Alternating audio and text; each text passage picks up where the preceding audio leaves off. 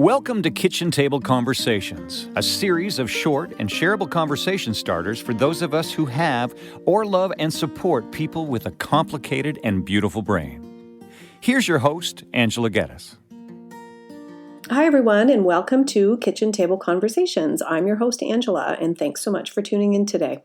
Today's episode is going to be a little bit different once again, and honestly, these different podcasts are something that I've been wanting to create for quite some time, and as many of you know, I recently released the second edition of Not Your Typical Parenting Guide, a book that brings together over 25, closer to 30 years of frontline experience supporting individuals and families living with complex neurodevelopmental conditions, things like fetal alcohol spectrum disorder, ADHD, autism, developmental trauma, and learning challenges that often go unseen, misdiagnosed, and misunderstood.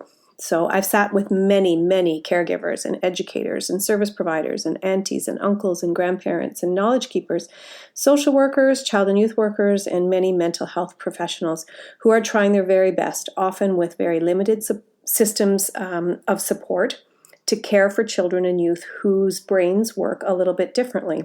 And what I've learned so far is this. People, caregivers, and individuals want compassion and not judgment. They want clarity and not shame. They want tools that actually match their child's brain, not advice based on the willpower or behavioral charts.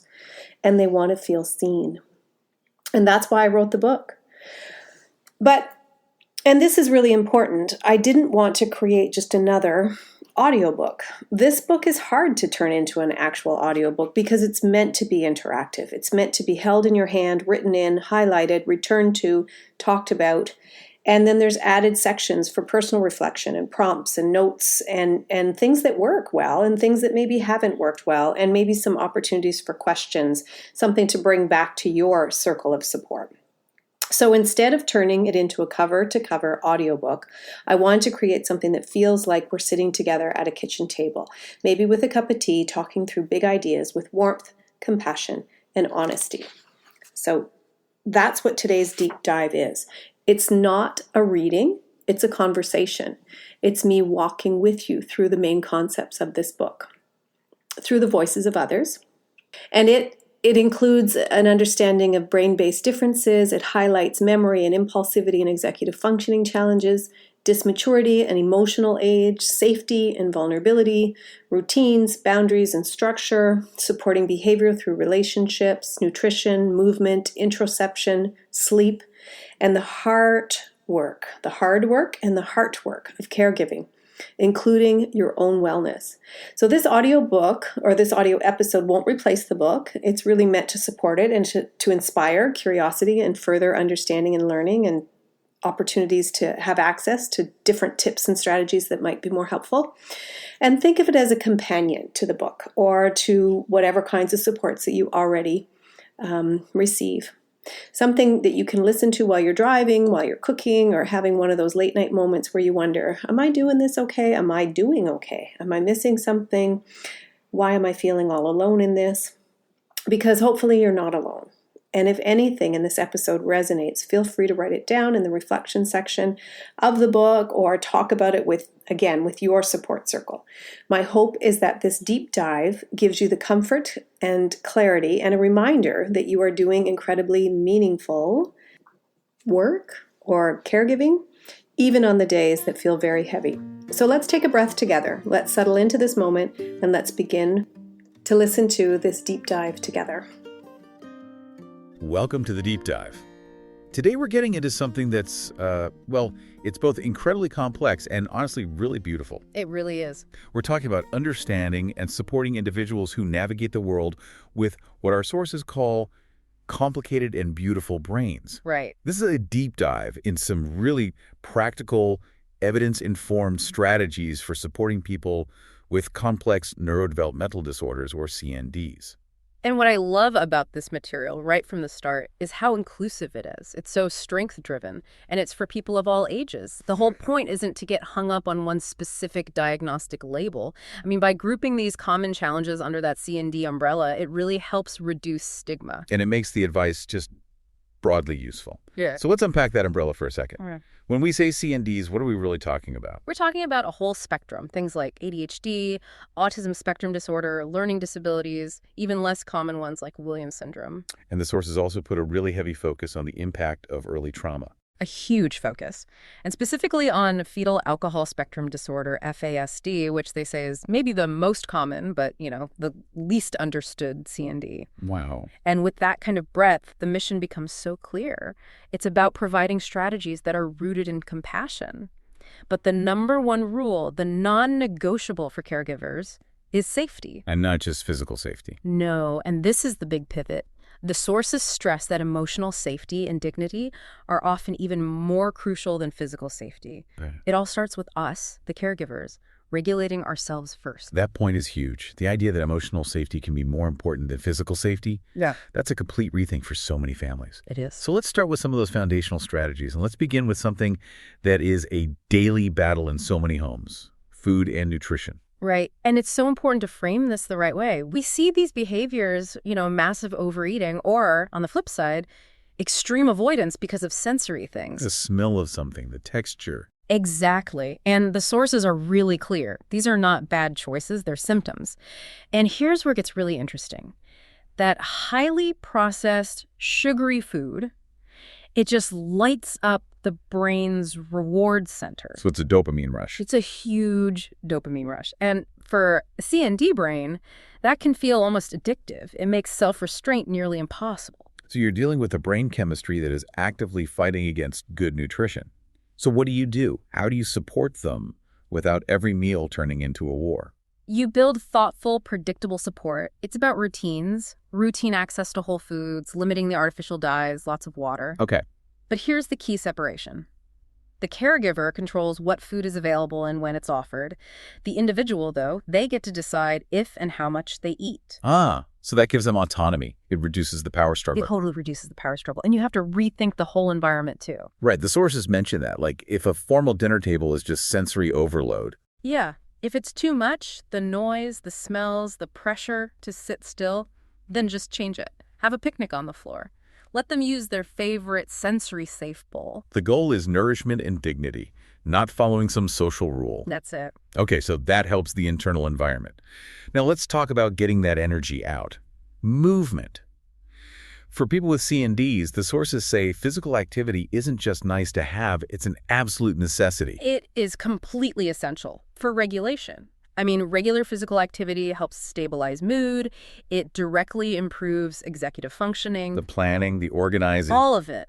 The stopping yourself from doing something you shouldn't. And it helps the lymphatic system, reduces inflammation. Better physical flow often just means better mental clarity. I think a big concern a lot of parents have, especially if their kid has a history of aggression, is structured activity. They worry that something like boxing or weight training is just going to make them stronger and more dangerous. That's such a common fear, and it's totally understandable. But the evidence, it really points in the opposite direction. Yeah. Structured outlets like martial arts or boxing, especially with a good mentor, they provide consistency, clear rules, and a deep sense of mastery. So they're learning control. They're learning control in a controlled environment. The rule becomes, we punch here on this bag, we don't punch there at your brother. It helps them channel all that energy. And finally, on these foundational strategies, let's go outside. The sources draw this beautiful connection between nature and neurodevelopmental support. Oh, they do. They say nature is a gateway to healing and belonging, and I love this phrase because there is no judgment in the trees. No social pressure. None. And for a brain that is often hypervigilant and overwhelmed, that is just profoundly calming. And it's not just a feeling, right? It's physiological. It is. Things like forest bathing, Shinrin-yoku, they're proven to lower cortisol, reduce blood pressure. It's a genuine nervous system regulator. That's amazing. And here's a great strength-based idea. Shared outdoor activities like raking leaves or cleaning up a park, they give someone who is so often labeled the problem a real valued role. So they become a contributor. A contributor. It fosters so much pride and ownership. That's a perfect transition because we need to talk about the caregiver's mindset. Let's get into the idea of boundaries, which the sources frame as who's driving the bus. Right. And this starts with understanding the dysmature brain. With CNDs, certain brain areas like the prefrontal cortex. The part for impulse control and thinking about consequences. Exactly.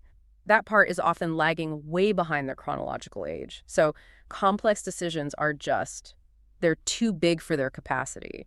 So the strategy isn't about being mean, it's about providing a protective structure. How does that work day to day? You have to separate kid decisions from parent decisions. The parent sets the firm boundary. Bedtime is 8:30 p.m. That's non-negotiable. Okay. But inside that boundary, the child has autonomy. They can choose which of the two books to read, or the blue pajamas versus the striped ones. The key is you have to avoid choice overload. Don't ask. What do you want for dinner? Never. That's way too big. Offer 2, maybe 3 manageable options. And this ties into probably the hardest part for parents. Telling the difference between a real meltdown and, manipulation. And the literature is so clear on this. A meltdown is neurological overload. The system is short-circuiting. It is not a willful, defiant act. It's distress, not defiance. Yes. And the caregiver's job is to be that safe, steady, regulated presence, to be the anchor. You can't be that anchor if you're running on empty. Which brings us to self-care. It sounds so obvious, but why is this framed as an essential caregiving strategy? Because when the adult is stressed out, the boundaries get blurry, the routines fall apart, and we lose our patience. You can't co-regulate someone else if your own nervous system is dysregulated. You can't pour from an empty cup. So what does that look like? It doesn't have to be a spa day. No, not at all. It's about finding one small reset moment every day.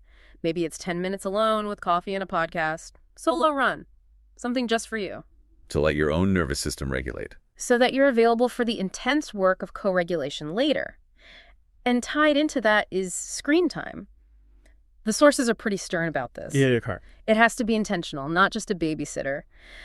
Because we know excessive screen time disrupts concentration, it interferes with executive functioning, and that constant quick-hit reward. That dopamine-driven loop. It's highly addictive. It trains the brain to expect instant gratification, which completely undermines all the hard work you're doing on regulation. Let's finish this section by reframing the spirited child.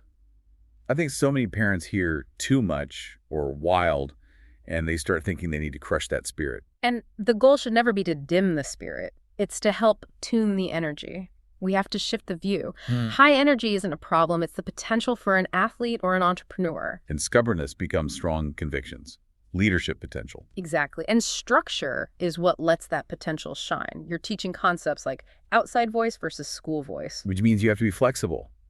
If you're going somewhere structured, like a church or a school assembly. You have to plan ahead. Bring a sensory kit. Sit near the back so you can make a quick exit.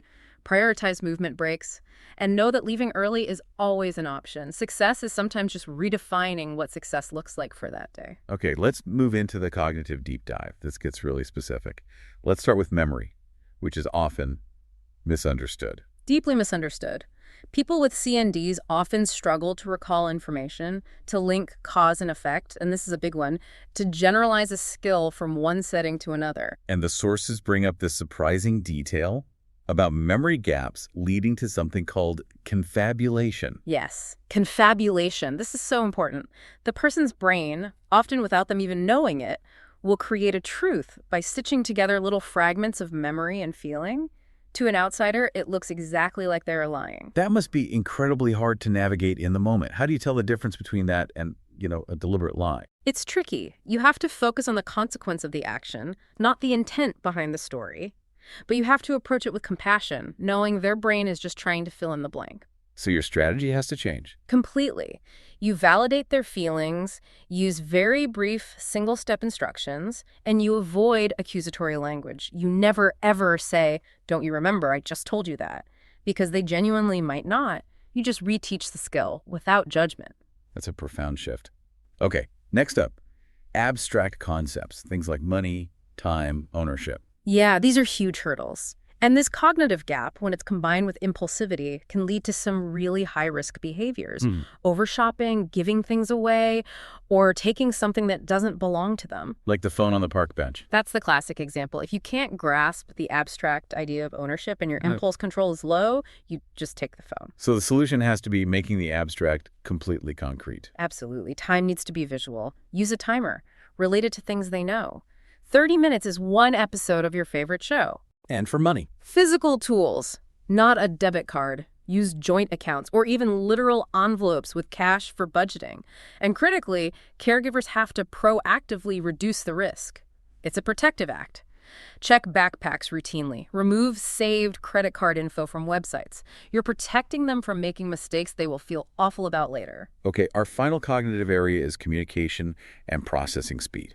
And there's a big mismatch here. A huge mismatch. Often their verbal expression can be really strong. They can sound very articulate, very capable. So they seem like they understand everything. Right. But their reception of information is often the real challenge. Their processing can be so slow that some people report they literally only hear every third word. Every third word. Wow. If that's the case, you're missing all the context, all the nuance. You're missing everything, which is why sarcasm or abstract language it fails immediately. So the rule for the caregiver has to be, say exactly what you mean. Exactly. No sarcasm, no figures of speech, clear, concise, step-by-step instructions, and you have to slow down. You have to change your own pace. You have to. You need to model taking that breath, giving their brain time to process what was said and find a response. And when verbal is a struggle, visuals are your best friend. Pictures, videos, written lists. Yeah. They can bypass that auditory bottleneck entirely. This has been such a powerful look at how to support these complicated and beautiful brains. The theme that just runs through everything, food, movement, boundaries, memory, is consistency and compassion. It really is. It's a journey of continuous learning. And because CNDs involve dysmaturity, that lagging development, it means when the context changes, when life changes, the caregivers have to be the ones to adjust. We can't wait for the individual to just get it. We can't. We have to change the support system to meet them exactly where they are. That puts the responsibility for adapting right where it belongs, on the supportive environment. And that leaves you, our listener, with a really challenging, but I think a hopeful thought.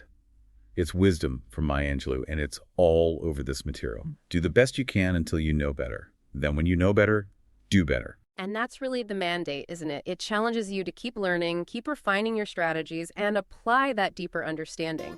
Because understanding brain differences isn't just theory. It's an active daily practice of finding better, more compassionate ways to connect with the people you love.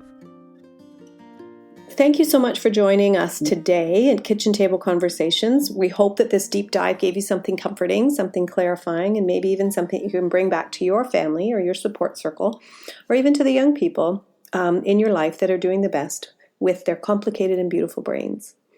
So it's our hope that you remember that you don't have to hold everything alone. You don't have to be perfect to be effective.